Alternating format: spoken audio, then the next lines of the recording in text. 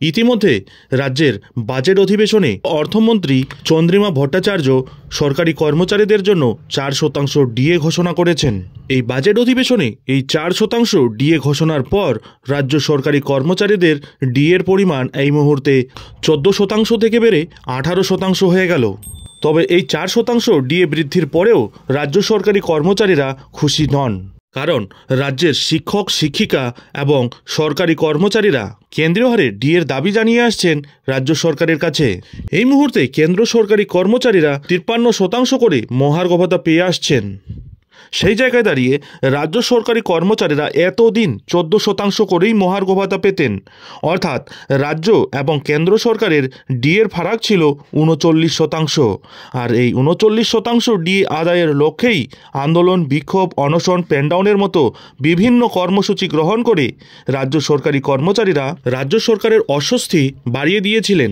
এবারের এই পূর্ণাঙ্গ বাজেটে সরকারি কর্মচারীরা আশা করছিলেন ডিএ ঘোষণা হবেই, আর সেটাই হয়েছে। রাজ্য বাজেটে পশ্চিমবঙ্গের সরকারি কর্মচারীদের জন্য মহার্ঘ ভাতা তথা ডিএ বাড়ানোর ঘোষণা করা হয়েছে।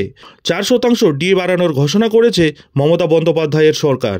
এই ঘোষণায় সরকারি কর্মচারীদের একাংশ উচ্ছ্বসিত হলেও অন্য একটি অংশ কিন্তু খুশি নয়, কারণ 4% ডিএ ঘোষণা হলেও কেন্দ্রের সাথে রাজ্য সরকারি কর্মচারীদের মহার্ঘ ভাতার ফারাক অনেকটাই থেকে গেল।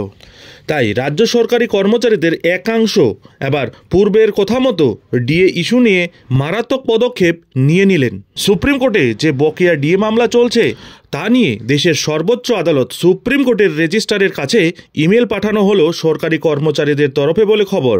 ডিএ ইস্যুতে আদালতে নতুন মেল করা হয়েছে সেটা বলে দাবি করলেন কনফেডারেশন অব স্টেট গভর্নমেন্ট এমপ্লয়িজের সাধারণ সম্পাদক মলয় মুখোপাধ্যায়।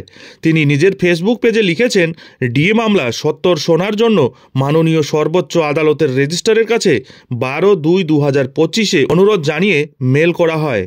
রাজ্য সরকারি কর্মচারীদের সংগঠন কনফেডারেশন অব স্টেট গভর্নমেন্ট এমপ্লয়িজের সাধারণ সম্পাদক জানিয়েছেন, সুপ্রিম কোর্টে যে মেল করা হয়েছে তাতে advocate on record Shekhar Kumar জানিয়েছেন, ডিএ মামলার পরবর্তী শুনানির সম্ভাব্য দিন হিসেবে শীর্ষ আদালতের ওয়েবসাইটে 25 মার্চ দেখানো হচ্ছে।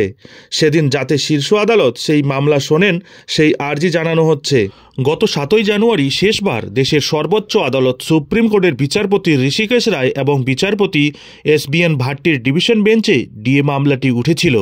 তবে সেই সময় শীর্ষ আদালতে শুনানি পিছিয়ে গিয়েছিল।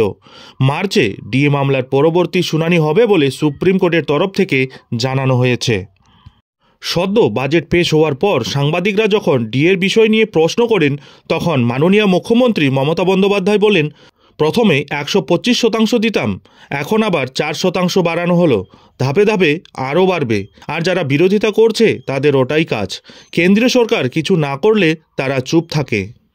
4% ডিএ বৃদ্ধির পরেও কেন্দ্র ও রাজ্য সরকারি কর্মচারীদের ডিএর ফারাক রইল 35%। এই প্রসঙ্গে মমতা বন্দ্যোপাধ্যায় জানান, এই ফারাকও ধীরে ধীরে কমে আসবে। এদিন মুখ্যমন্ত্রী বলেন, একদিনে সবটা হয় না, আমরা সবটাই ক্লিয়ার করব, ফেজ বাই ফেজ হবে। এতগুলি প্রকল্প চালিয়ে যখন যেমন আমাদের টাকা আসবে দেব।